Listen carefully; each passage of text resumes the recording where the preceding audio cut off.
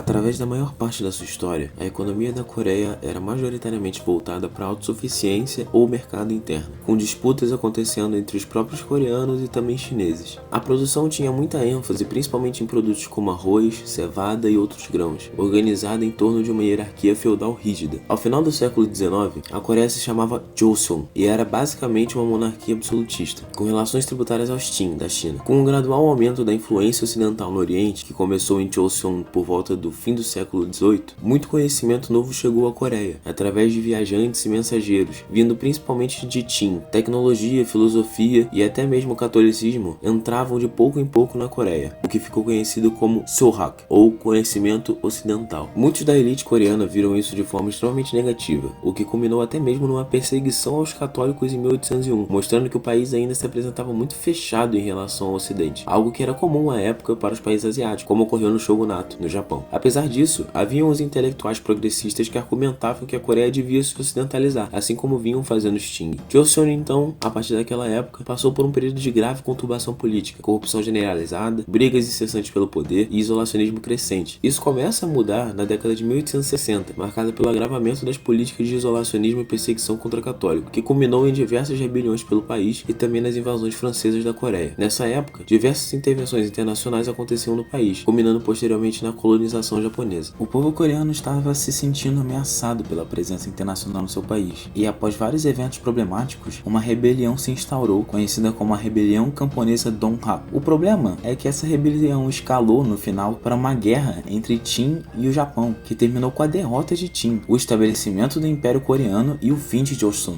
Apesar da declaração do Império simbolizar um rompimento com o estado de vassalo dos Qing, a economia da Coreia passava a ser presa à Rússia e ao Japão, mas com a derrota da Rússia na guerra em 1905 pelo Japão, um tratado de protetorado foi assinado, o que tornou basicamente a Coreia em um estado fantoche do Japão, até a sua posterior anexação em 1910. Durante todo esse período, a burguesia cresceu exponencialmente, apesar da aristocracia feudal fazer muitos esforços para impedir esse crescimento. Após as intervenções internacionais, capital externo entrou no país também, mas com a anexação da Coreia por parte do Japão, o desenvolvimento capitalista no país foi extremamente retardado, tornando sua economia em uma colonial, principalmente para manter a máquina imperial japonesa funcionando. Os japoneses viram na Coreia uma presa fácil, e com o apoio dos imperialistas ingleses e americanos, avançaram com tudo no país, que virou fonte de recursos naturais e mão de obra escravizada. Os coreanos se viam sem liberdades de expressão, imprensa, associação e assembleia, governados por um aparato estatal estrangeiro coberto de militares. Através das ordenanças educacionais coreanas de 1911, o Japão instituiu nas escolas uma educação dura e repressiva, que focava em elevar a cultura japonesa e destruir a cultura coreana, o que culminou posteriormente numa evasão escolar tremenda, com menos de 20% das crianças e adolescentes indo à escola na década de 30. A educação havia se tornado extremamente alienativa e antinacional. A economia nacional foi tomada pelos japoneses e os coreanos precisavam de autorização japonesa para estabelecer empreendimentos. Na década de 20, mais de 90% do capital do país era japonês, e a indústria coreana que havia restado normalmente era nada mais que apêndices de suporte às indústrias japonesas no país e no Japão em si. Os trabalhadores coreanos dessa época tinham rotinas desumanas de trabalho, chegando a 16 horas por dia, com salários degradantes que chegavam a menos de um terço dos trabalhadores japoneses, além de trabalho infantil generalizado e serem taxados pelos japoneses, o que liquidava seus salários ainda mais. As mulheres muitas vezes eram tornadas escravas sexuais pelos japoneses, sendo imensamente exploradas e abusadas por soldados imperiais, e de longe as que mais sofreram durante a colonização. Apesar de toda essa desgraça e destruição que os coreanos passavam, logo um movimento revolucionário anti-imperialista surgia entre o povo, com foco nacionalista que cresceu exponencialmente graças à violência japonesa. As massas trabalhadoras eram o expoente desses movimentos, o que pavimentou o caminho para o posterior surgimento de um movimento comunista forte. A Revolução de Outubro causou um baque no mundo inteiro, especialmente nos coreanos, que lutavam pela sua independência. Grupos marxistas-leninistas começaram a ser organizados em Seul, Pyongyang e outros lugares. Suas atividades se baseavam em principalmente espalhar os ideais marxistas e formar associações de trabalhadores. Os japoneses fizeram esforços para impedir essas organizações, mas os coreanos continuaram secretamente. Apesar disso, como eram grupos clandestinos, não conseguiam conversar de forma eficiente e seguiam um centralismo democrático coesivo, o que gerou muito faccionalismo no movimento comunista. Porém, um fator mudaria isso. Em 15 de abril de 1912, nascia Kim Il-sung, em uma família de camponeses pobres de Pyongyang. Seus pais eram do Movimento de Libertação Nacional e, posteriormente, integrantes do movimento comunista. Durante seu crescimento, frequentou o ensino proporcionado pelos japoneses e o criticava muito pelo seu foco fascista. Kim Il-sung então focou muito do seu tempo nessa época em estudar o marxismo-leninismo. Com apenas 15 anos, organizou a Liga da Juventude Comunista da Coreia, uma organização de vanguarda da juventude coreana.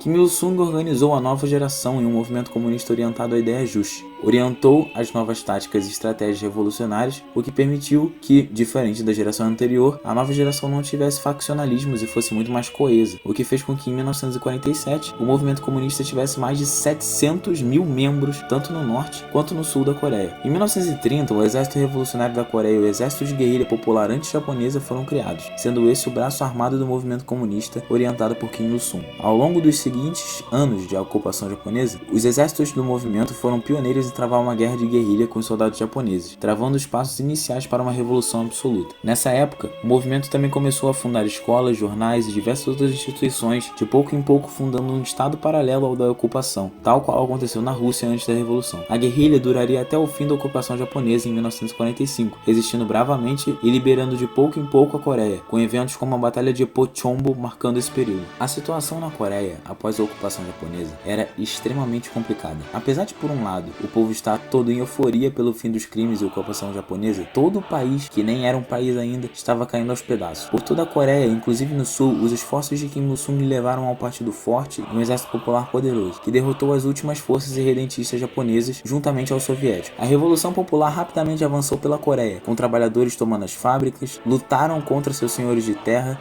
e os intelectuais trabalhavam em uma educação de qualidade e verdadeira, sem as limitações burguesas. Apesar de os Estados Unidos reconhecerem, na Conferência de Cairo de 1943, que a Coreia devia ser um país livre e independente, aparentemente não estavam gostando muito da sua independência e ocuparam o sul da Coreia, colocando no poder Syngman-rhee, um ditador que havia vivido nos Estados Unidos sua vida toda. Os estadunidenses adaptaram tudo dos japoneses ao seu estilo. A política, as leis de ocupação, polícia e até mesmo alguns oficiais eram japoneses. Em 2 de novembro de 1945, eles anunciaram basicamente que nada mudou. Os coreanos no sul viram que não tinha diferença entre os estadunidenses e os japoneses, não admitindo aquilo. Eles acabaram por meio da força com todo tipo de governo e liberdades conquistadas pelos trabalhadores coreanos. E em outubro, John Hodge, então comandante do exército estadunidense na Coreia, afirmou que o governo militar é o único governo da Coreia. Com isso, os Estados Unidos negou a autodeterminação coreana e sua liberdade. Os comitês populares foram dissolvidos à força, já que não tinham um sistema de liderança organizado a nível nacional pela opressão japonesa. Para impedir que isso continuasse, Kim Il-sung estabeleceu um comitê central e começou a analisar como impedir a chacina de continuar no sul. Seguindo esse caminho, diversos outros movimentos de massa começaram a se organizar para manter a coesão, juntando ao todo, em 1946, mais de 3 milhões de pessoas. Os movimentos espontâneos de massas estavam se tornando em movimentos de vanguarda do dia para a noite. Kim Il-sung disse: devemos trabalhar energicamente para formar uma frente unida democrática que una todas as forças democráticas patrióticas, incluindo não só operários e camponeses, mas intelectuais, comunidades religiosas e até capitalistas nacionais honestos. Como pessoas de todos os caminhos da vida têm um interesse vital em construir uma nova Coreia democrática, a tarefa para a nação agora é estabelecer um Estado independente, democrático e soberano. A solução para a questão do poder era urgente para impedir a dominação estadunidense. Para isso, diversas ações foram tomadas o mais rápido possível, como a junção de diversos partidos que lutavam contra os americanos em um só, o Partido do Trabalho da Coreia do Sul, durante a ocupação dos Estados Unidos. O partido foi fundamental na resistência à nova força colonial do Sul, promovendo greves gerais e em 1947 iniciando a guerrilha armada. No norte, o mesmo foi feito com o Partido do Trabalho da Coreia do Norte. Em meio ao caos instaurado no sul pela ocupação americana, a presença de tropas soviéticas no norte desde a ocupação japonesa era pacífica e tiveram a função crucial de lutar contra os japoneses resistentes que ali estavam junto aos guerrilheiros coreanos. Em dezembro de 1945, em uma conferência entre Estados Unidos, União Soviética e Reino Unido em Moscou, os representantes dos Estados Unidos insistiram que tanto eles quanto os soviéticos deviam deixar governos fantoches na Coreia do Sul e do Norte, respectivamente, por 5 anos, e mais 5 anos se necessário. Os soviéticos, por outro lado, discordavam disso e insistiram em aplicar um governo provisório democrático estabelecido pelo povo da Coreia. Ao fim da conferência, a proposta soviética foi aceita e a delegação dos Estados Unidos foi vetada de sua proposta colonial. Mesmo com essa decisão, os Estados Unidos se negaram a estabelecer o governo provisório juntamente à União Soviética e permaneceram no país. Em 1948, os Estados Unidos promoveram um governo próprio na Coreia e estabeleceram Syngman Rhee como líder. Rhee servia aos interesses dos Estados Unidos, sendo um mero fantoche da CIA, promovendo esquadrões da morte no país que dizimaram diversos comunistas e matando até mesmo apoiadores de seus que não lhe agradavam. Ocorreu, por exemplo, o massacre da ilha Jeju, que algumas estimativas chegam a dizer que até 80 mil pessoas morreram. Também houve o caso de Kim Koo, que era um simpatizante do governo e anticomunista. Kim Koo também foi líder no movimento de independência da Coreia contra o Japão. Kim Koo levou 4 tiros do tenente An Do-hee. Em 13 de abril de 1992, An confessou ao Dongailbo, um jornal coreano, que fez isso ao mando do governo de Rhee. Com a fundação do governo fantoche americano sob violação do consenso internacional, o povo coreano agiu rapidamente em fundar a República Popular Democrática da Coreia, seguido da retirada das tropas soviéticas, apesar de as tropas americanas permanecerem chacinando o povo coreano do Sul. A este ponto, qualquer esperança de unificação só seria atingida por meio da força. Entre o período de 1948, quando a Coreia Popular foi fundada, e 1950, quando a guerra começou, a situação de cada uma das Coreias já era bem diferente. No norte, redistribuição de terra, indústrias nacionalizadas, melhorias na educação e igualdade para as mulheres. No sul, fome,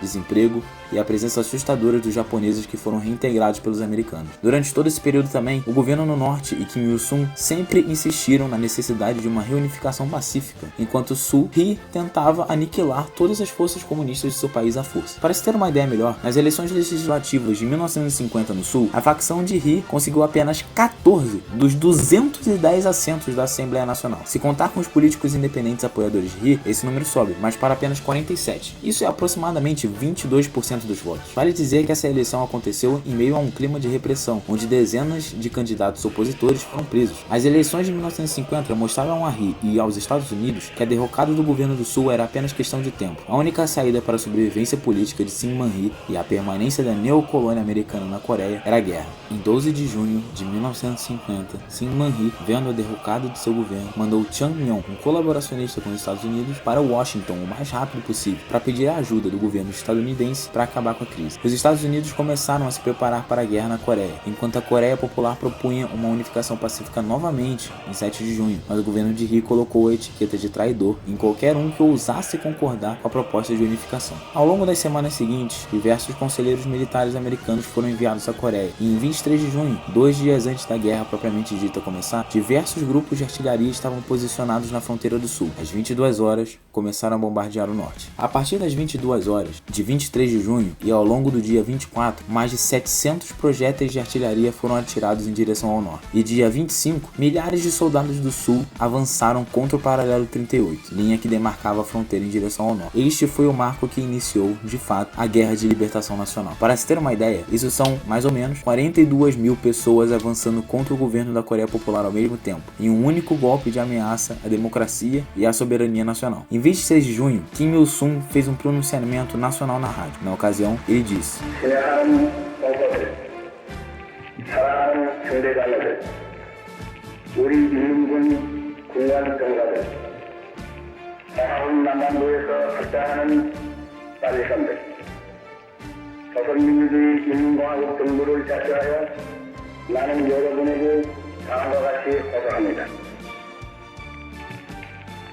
매국노선 이승만 해외정부의 군대는 6월 25일에 38선 기동 전 지역에 걸쳐 전면적으로 침공을 개시하였습니다. 용감한 공화국 정비자는 적들의 침공을 항거하여 가혹한 전투를 전개하면서 이승만 해외정부 군대의 침공을 차별시켰습니다. 자국민주주의 인민공화국 정부는 어성공 공세를 강구하고 우리 인민군대의 결정적 반공격적으로 하고 명령을 따르었습니다.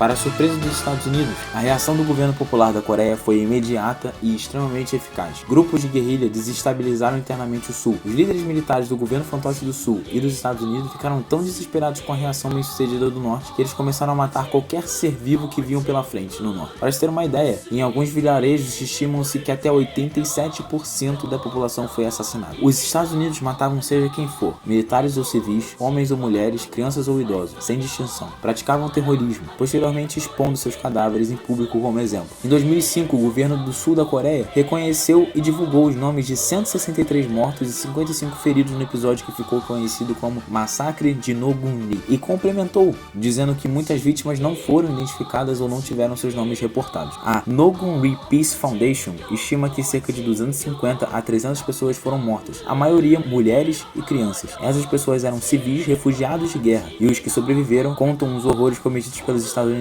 Apesar disso tudo, com os avanços das tropas do norte liberando o sul, a esperança e felicidade nas áreas liberadas do caos instaurado por Syngman Rhee era notória. Com o avanço das tropas do norte, os estadunidenses e colaboracionistas foram rapidamente cercados dos próximos a Busan. Vendo o perigo de derrota iminente, os Estados Unidos e a ONU começaram a colocar suas tropas de fato, de forma massiva na Coreia, e em setembro desembarcaram em Incheon. O exército popular ficou em uma situação extremamente desfavorável, e no sudoeste do país foram cercados. Kim Il-sung, comandante do exército popular, definiu como prioridade recuar as tropas do cerco para evitar sua aniquilação. As tropas do exército popular continuaram a recuar e os Estados Unidos a avançar, até chegarem nas montanhas no norte, onde se fixaram, e os estadunidenses tiveram dificuldade de avançar. Onde eles se entranharam no norte, mais e mais atrocidades aconteciam, disse um veterano do 7º Regimento de Cavalaria, Joe Jackman. Crianças. Tinham crianças lá, mas não importava o que fosse, de 8 a 80 anos, cegas, aleijadas ou insanas, eles atiravam em todas. Uma ordem do exército estadunidense dizia que todos os civis refugiados deviam ser atacados brutalmente. Enquanto isso, tropas advindas do Exército de Libertação Popular, muitas de descendência ou naturalidade coreana, se juntaram ao Exército Voluntário do Povo e foram para a Coreia, tendo em vista a situação delicada no norte. Após todas as preparações, uma contraofensiva começou a partir do norte. Em um avanço árduo, as tropas populares cruzaram novamente para a 38 e conseguiram libertar o território perdido. Depois disso, a guerra ficou um tanto quanto estagnada e nenhum dos lados conseguiu avançar com facilidade, eventualmente convergindo nas fronteiras atuais. A situação na Coreia Popular após a guerra era assustadora. Não havia mais nada. Estimativas chegam a 2,5 milhões de mortos em um país que na época tinha 10 milhões de pessoas. A Coreia só recuperaria sua população perdida 8 anos depois do início da guerra. Além disso, a infraestrutura foi obliterada. Os Estados Unidos bombardearam mais a Coreia que o Japão. O armistício foi assinado em 1953 e desde então as fronteiras nunca mais mudaram. A guerra é considerada uma vitória para a República Popular Democrática da Coreia porque os Estados Unidos falharam em seu objetivo principal, subjugar a Coreia. Após a guerra, os esforços para a Coreia Popular se reerguer foram muitos e muito difíceis, como é de se imaginar. Mesmo assim, estava tendo resultados positivos.